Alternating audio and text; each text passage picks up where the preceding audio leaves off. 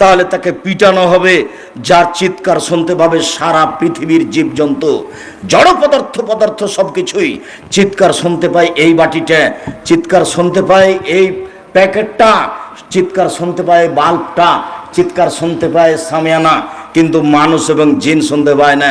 হাদিস বুখারী মুসলিম, এই কথাই মুহাম্মদ সাল্লাল্লাহু আলাইহি সাল্লাম বলেন, তার নাম কবর। কবর বলতে বাড়ির পিছন দিকে যে 2-2.5 হাত গর্ত করে মানুষকে ঢেকে দেওয়া হয়েছে তার নাম কবর নয়। কবর বলতে যদি এই কবরই হয় তাহলে যাকে বাঘে খেলো তার কবর কোথায়? কবরস্থানে যে ঢেকে দিয়েছে তাকে, এর নাম কবর নয়। যদি এটাই কবর হয় তাহলে পানিতে ডুবে হারিয়ে গেল যে, তার কবর কোথায়? কবর যদি এটাই হয় তাহলে যে আগুনে জ্বলে ছাই হয়ে গেল তার কবর কোথায়? শুনুন, মানুষ মরার পর থেকে নিয়ে বিচারের দিন পর্যন্ত একটা সময়ের নাম কবর, এর নাম আলামে বারজাক। একটা সময়ের নাম কবর। এই কবর থেকে আল্লাহ নবী দিন রাত পরিত্রাণ চাইতেন। কিয়ামতের মাঠ এর চেয়ে জটিল, কবর যত কঠিন কিয়ামতের মাঠ তার চেয়ে অনেক বেশি কঠিন। আল্লাহ রাসূল বলছেন কিয়ামতের মাঠে সূর্যটা মানুষের মাথার 1 মাইল উপরে হবে। অর্ধহাত কথাটি মিথ্যে, 1 মাইল উপরে হবে। আর এই সূর্যের তাপে মানুষ ঘেমে যাবে, ঘাম এত বেশি হবে, মিনহুম মা ইয়াকুনু ইলা কাবাইহি, কারো কারো ঘাম হবে টাকনু পর্যন্ত, মিনহুম মা ইয়াকুনু ইলা রুকবাতাইহি, কারো কারো ঘাম হবে হাঁটু পর্যন্ত, মিনহুম মা ইয়াকুনু ইলা তারকাতিহি, কারো কারো ঘাম হবে নাক পর্যন্ত, গলা পর্যন্ত। আবার কেউ কেউ সাঁতার দিবে শরীরের ঘামে। আমি বুঝাতে অক্ষম কিয়ামতের মাঠ কত কঠিন। কবর যত কঠিন কিয়ামতের মাঠ তত কঠিন। আপনার বিচার যখন শুরু হবে তখন নিজের পরিচয় দিবেন। আইনাল জাব্বার আইনাল মুতাকাব্বির, স্বৈরাচারী, স্বেচ্ছাচারী, অহংকারী, বাউদ মেজাজের এক কথাই না, মালিকুল আমলাক, আমি হচ্ছি রাজা ধীরাজ। কেউ কথা বলতে পারবে না। এরকম ক্ষমতা নিয়ে তিনি বিচার শুরু করবেন, কারো কথা বলার কোনো ক্ষমতা থাকবে না। সম্মানিত দিনী ভাই বোন, এরপরই হচ্ছে জাহান্নাম।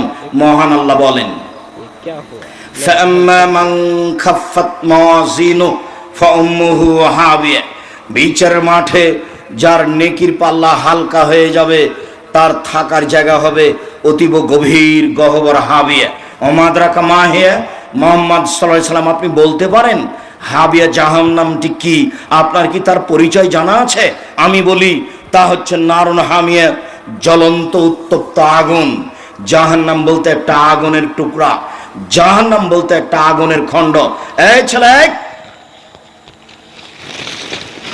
কোনো বাচ্চা ছেলে যদি আপনার পাশ থেকে উঠে তাকে ঠেকানোর চেষ্টা করবেন। আমরা খুব তাড়াতাড়ি আলোচনা শেষ করে দেব আপনার ক্লান্তির পূর্বে ইনশাআল্লাহ। আমরা তো আর আব্দুল্লাহ বিন ফজল রাহিমাহুল্লাহ নই যে বক্তব্য দিতে দিতে একেবারে ফজর হয়ে যাবে। অত আমাদের কোরআন হাদিসও জানা নেই, অত আমরা বলতেও পারি না। এই যে একটা পর্যায়ে চলে এসেছি, কিছুক্ষণ পরে আমরা আলোচনা শেষ করে দেব।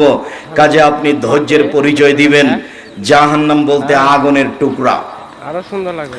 মহান আল্লাহ বলেন, কাল্লা লা ইউমবাজান্না ফিল হোতামা, অবশ্যই তাকে চূর্ণ বিচূর্ণকারী হোতামা নামক জাহান্নামে নিক্ষেপ করা হবে।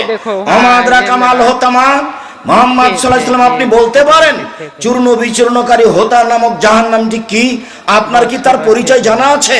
আমি বলি নারুল্লাহিল মুকাদা, তা হচ্ছে জ্বলন্ত উত্তপ্ত আগুন। এখানে আল্লাহ বলছেন জাহান্নাম বলতে একটা আগুনের টুকরা। মহান আল্লাহ বলেন সাউসলিহে সাকার, অচিরে আমি তাকে সাকার নামক জাহান্নামে নিক্ষেপ করব। অমাদরাকা মা সাকার, মুহাম্মদ সাল্লাল্লাহু আলাইহি ওয়াসাল্লাম আপনি বলতে পারেন সাকার নামক জাহান্নামটি কি? আপনার কি তার পরিচয় জানা আছে? আমি বলি লা তুবকি ওয়ালা তাজার, সাকার এমন একটি জাহান্নাম যেখানে মানুষ মরবেও না, যেখানে মানুষ বাঁচবেও না। জাহান্নাম এমন একটা জায়গা যেখানে মানুষ মরে না, যেখানে মানুষ বাঁচে না। আশ্চর্য জায়গা। কি দিয়ে বুঝাই আপনাকে আমি জাহান্নাম কাকে বলে?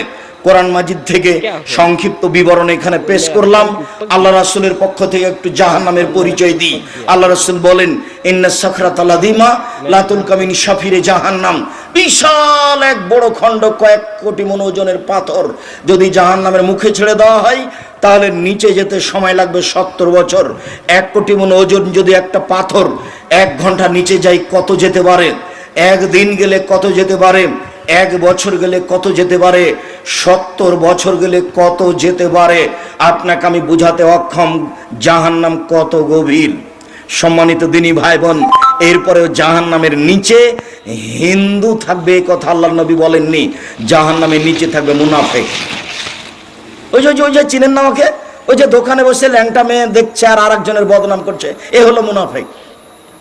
আপনি চিনতে পারেননি, ওখানে আড্ডা পিটে, ওই তো মুনাফিক। মানুষের বদনাম করলে, ঝগড়া করলে, অশ্লীল কথা বলে, সেই তো মুনাফিক। আজান হয়ে গেছে, মসজিদে যায় না, গল্প করে কাটালো, সেই তো মুনাফিক। রাত 2টায় ঘুমিয়েছে, সকাল 8টায় উঠে ফজরের সালাতে মসজিদে যায় না, সেই তো মুনাফিক।